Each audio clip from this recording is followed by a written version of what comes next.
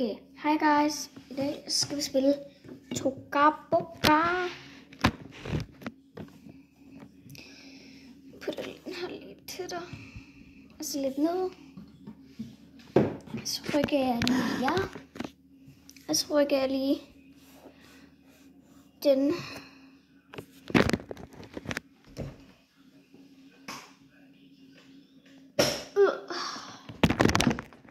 Så har jeg taget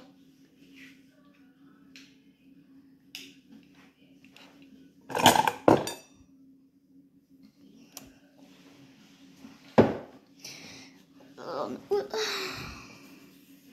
Så er det tid til Toga Boga. Ja, jeg ved godt, I har ventet i lang tid. Så vi ses, når jeg er inde. Ja. Vi ses, når jeg er inde i huset, eller hvad det nu er. Bye bye. Okay, så er jeg på vej ind i huset. Så som I kan se, det her, det er indgangen. Altså når man kommer ind, så er gangen, altså elevatoren, altså køkkenet, og stuen, og så udenfor. Ja, og så skal I lige se her. Og jeg skal nok give dem nogle par navne til dem, ja, figurerne. Her har vi tvillingernes værelse, og her er moren. Her er brorens værelse. Her så mor og faren, og de har en baby, men ikke endnu. Og så hvis vi går herop, så er vi heroppe, og så se, hun er lige i gang, sådan der. Men jeg går lige over til det andet hus og henter hendes ting, så. Som I kan se, de havde en soveleje til. Så ja. Så hun hedder,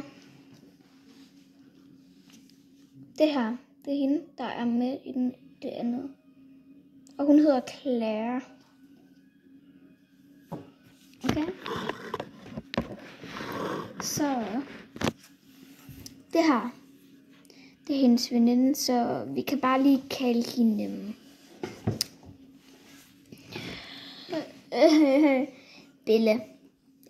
Belle. Og så leger vi lige, at Claire skal hjem nu fra sovelejeaftalen.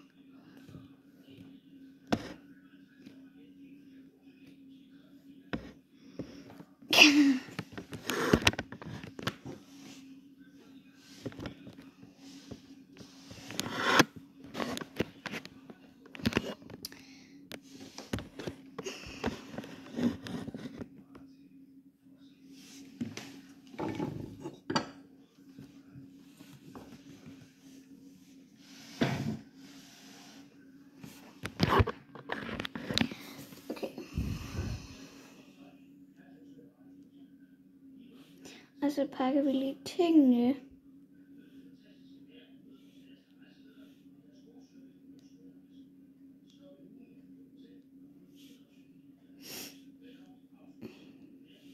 Igen. Kom.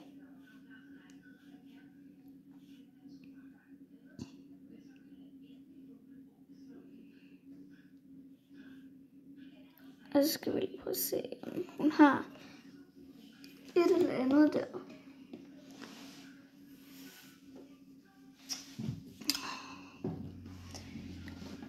Jeg henter lige der barn. Mit. For fanden.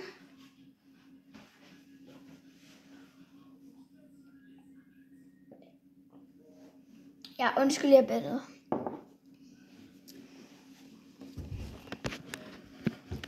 Men så kigger jeg også lige hurtigt bare.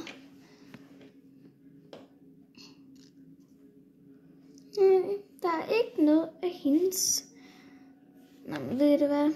så kommer hun bare lige herned. Så kommer hun hjem.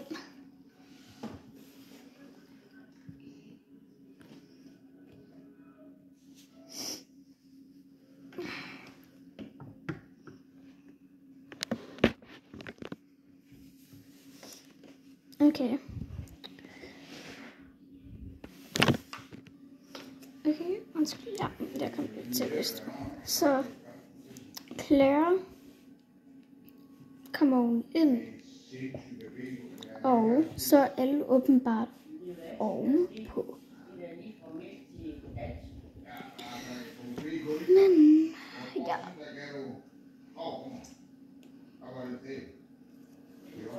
Så mor jeg er hjemme. Ja. Og så tager jeg min kumpe herop. Og så putter hun på plads.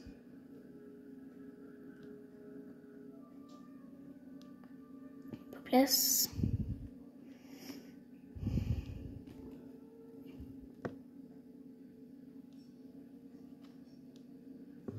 En af Gryffindors tøj bare ligger.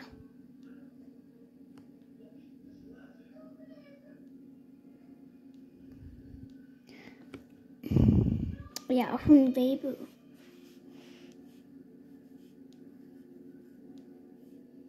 Hun havde 2. Jo, vi siger, at den her hedder.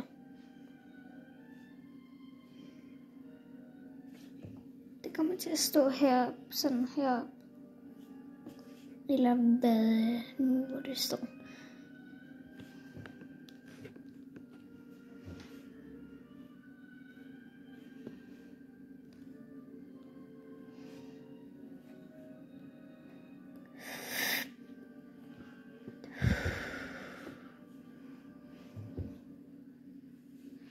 Okay, så.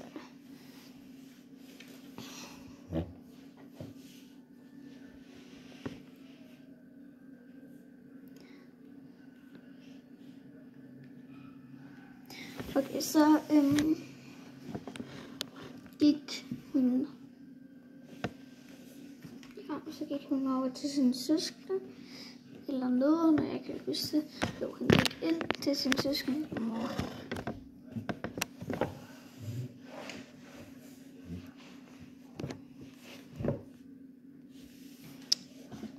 Jeg skal lige holde sådan.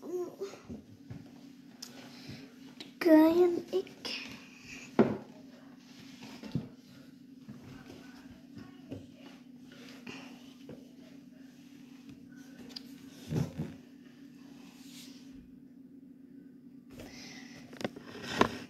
Allerede gået noget med 8 minutter eller noget. Ja, men ja, så I kan se, hvor mange minutter der er gået. Jeg ved ikke, hvor mange der er. Jeg kan også se det, men ja. Måske har vi ikke det samme.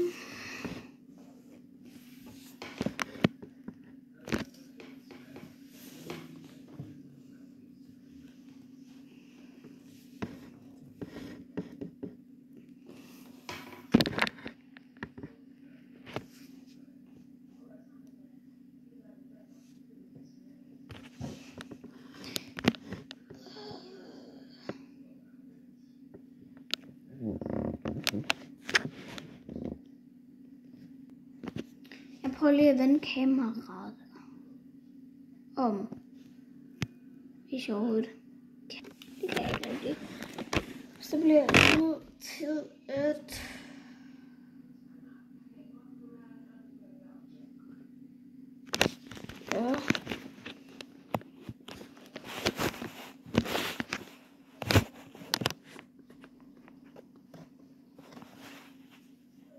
jeg ved ikke, om I kan se mig.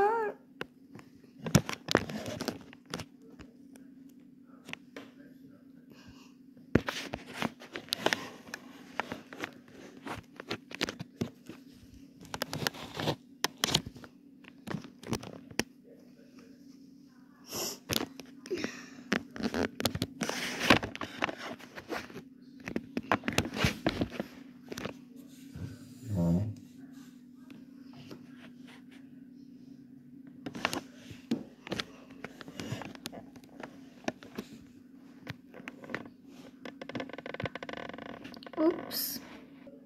Okay, sådan der. Så går vi lige tilbage. Sådan, de så ikke knække mine fingre. Okay. Og spørger hun sin mor om et eller andet, som jeg ikke kan huske. Mor, ja.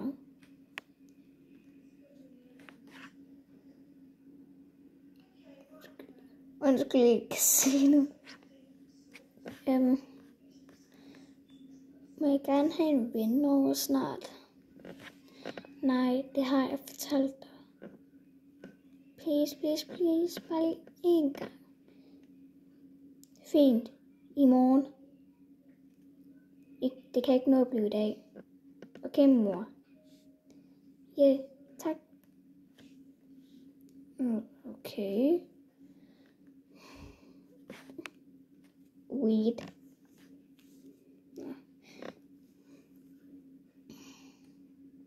Yuppie. Selvfølgelig skal hun også, altså sådan, løbe forbi, altså. Måske tror jeg ikke lige, jeg vil bruge den der i dag. Jeg tror nok, jeg bruger den her.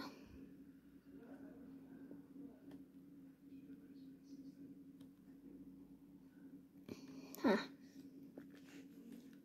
Skat. Læg op.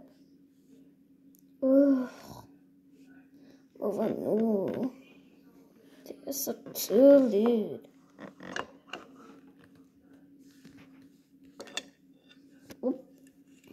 Nope. I didn't mean it.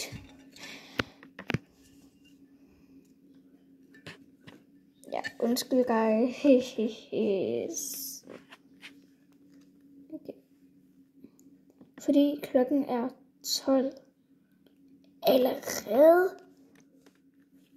Ja. Selvfølgelig er klokken 12. Altså, hvad tænkte du på? Så må jeg bare lige skifte med tøj. Kom an på, hvad det er.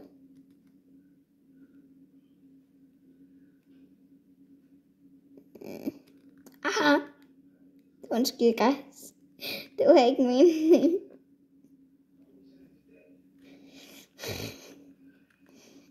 Putter lige den her på.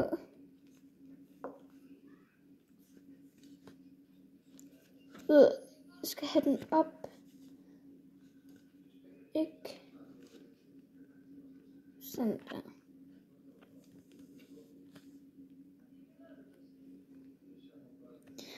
Nå. Okay, så. Går lige over og vækker vores tvillinger. Ja. Så går jeg ned nu.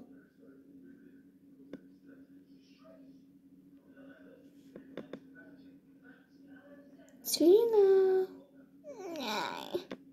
Jeg ved ikke. Klokken er 12.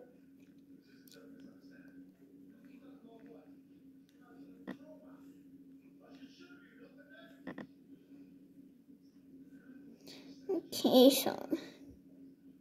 Okay. Kom nu. Dumme tøj. Godt. Okay, sådan der.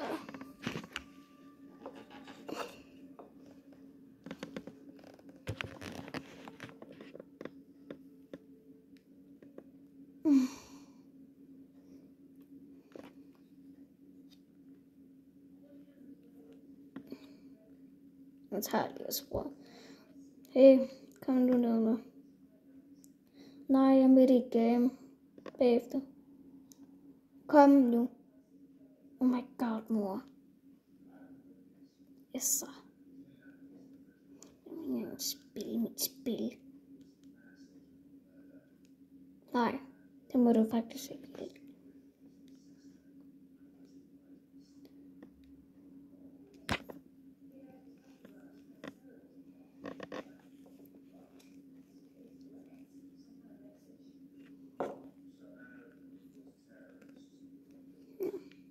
Så går vi ned.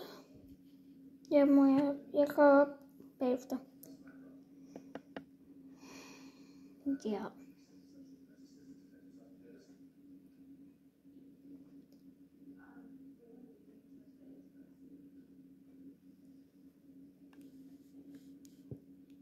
I skal blive hernede.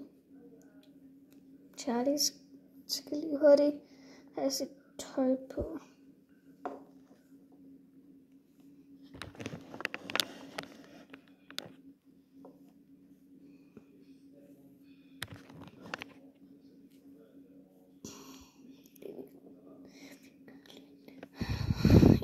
Jeg til at gå ned.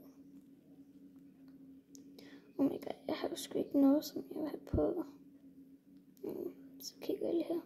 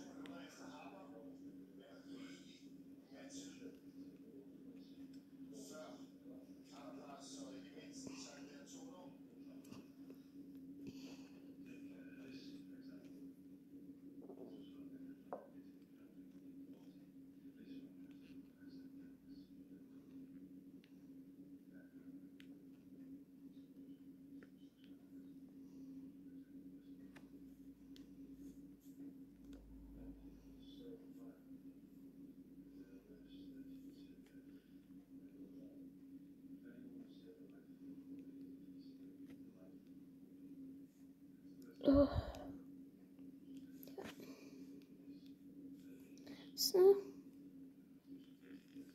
går jeg ned.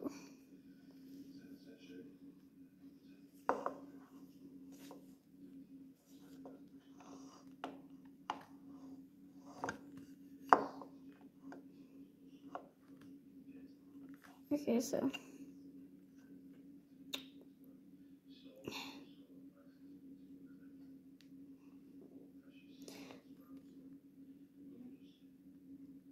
Jeg glemte at skifte tøj. Ej, hvor dum.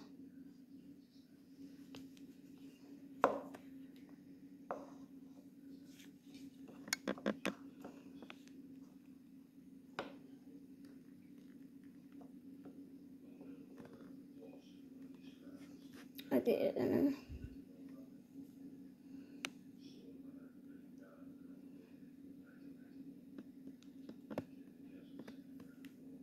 Så går jeg ned.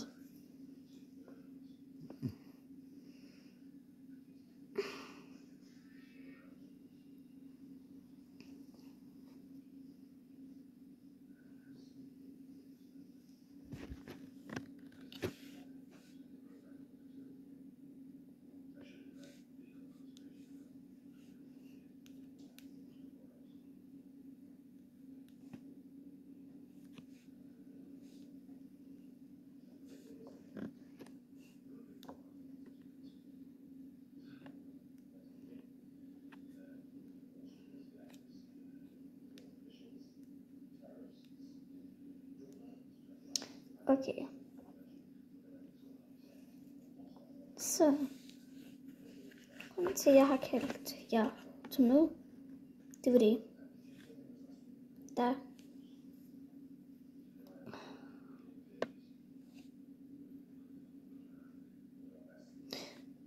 Ja, det er fordi, at kom nu, bare sig det, mor. Okay, vi skal holde fødselsdag.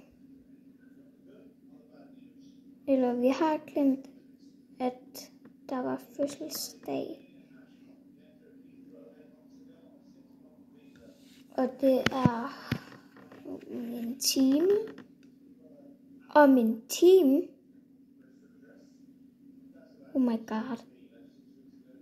Så skal vi jo skynde os jo. Nej, men vent. Det er fordi mig og far blev gift i dag. Så vi kommer ikke til fødselsdag. Så vi gør klar til det til i dag. Så I skal gøre klar nu. Og så går vi derover. Og så henter jeg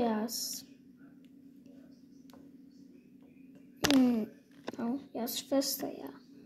Og onkel. Okay? Så vi går nu. Vi vil bare lige sige, at vi skulle gå. Så ja. Vi ses senere, eller hvad det nu er. Vi ses, mor. Vi ses, mor. Vi ses, mor. Vi ses. Husk at tage nøglerne med.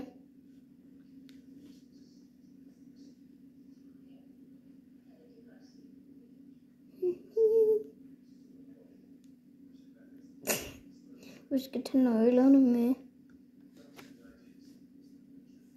Oh my god, oh my god, oh my god. Okay, alle sammen.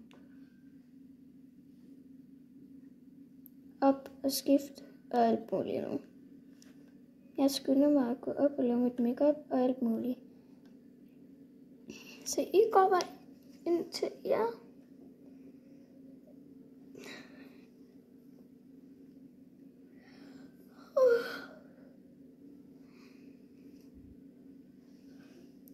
Okay.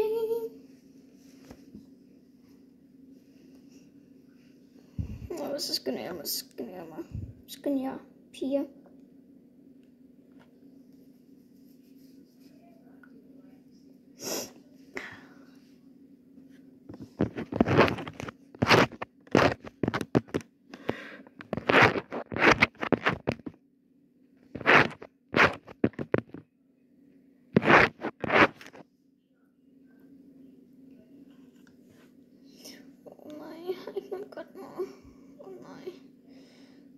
Så må jeg bare lige klikke på den kjole. Og så købte hun en kjole. Og så pakken er kommet.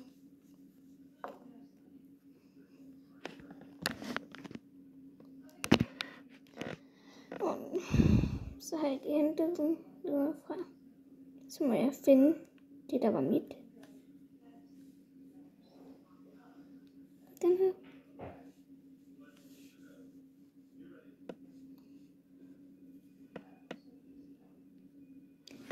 Så med har jeres tøj. Jeg kunne lave den til den.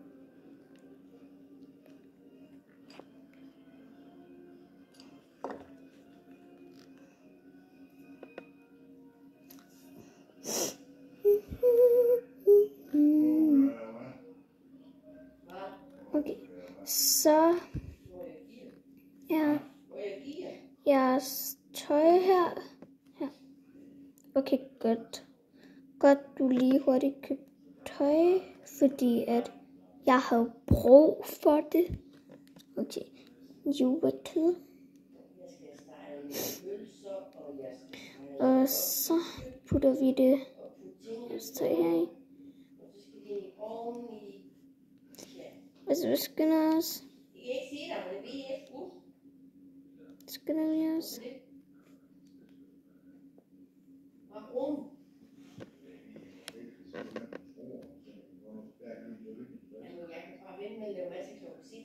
Det var slutningen, så ja, I må hellere kunne lide den eller ej, men det var slutningen, så ja. Og ja, der kommer en part 2, så hvis I gerne vil se den, så kommer min næste video. Og så kan I se den. Så ja, bye guys.